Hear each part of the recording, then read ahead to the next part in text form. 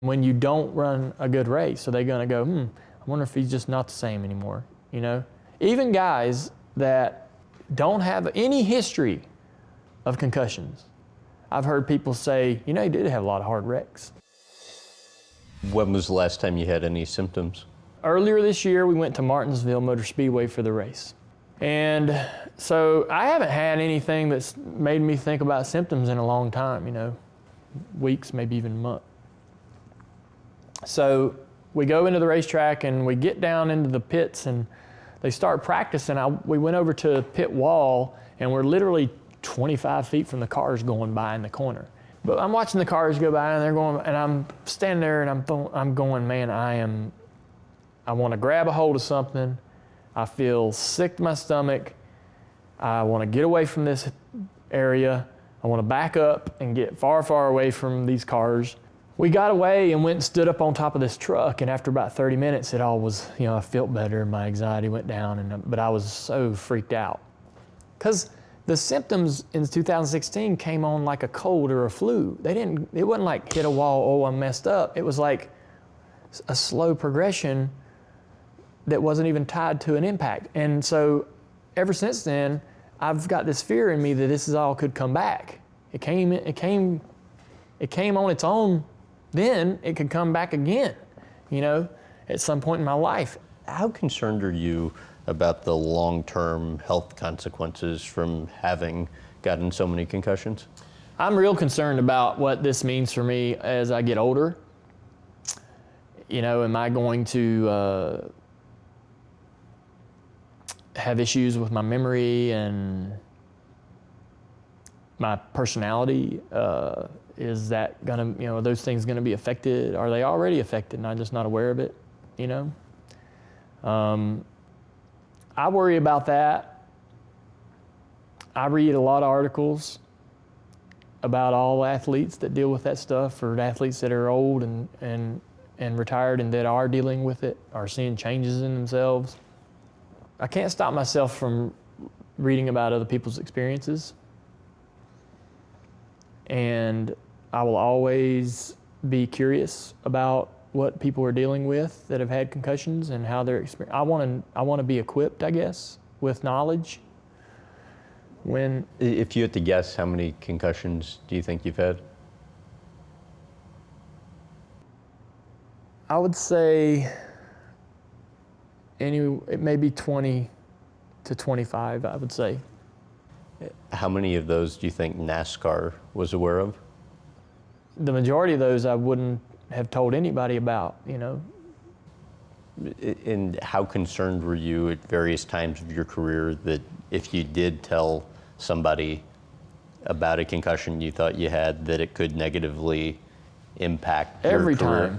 Every time. You know, anytime you have a head injury, your brain is your computer, you know, and people don't have the faith in it healing like a broken bone. There's instances in the past where guys have had head injuries and visually you can see that it's affected them permanently. And so if you go to somebody and go, man, you know, I rung my bell and I'm real messed up and I'm gonna take a break and I'm gonna come back 100%. You know that person's always going to have that in the back of their mind. And when you don't run a good race, are they going to go, I wonder if he's just not the same anymore, you know? I've heard that talk about other drivers. Even guys that don't have any history of concussions, I've heard people say, you know, he did have a lot of hard wrecks.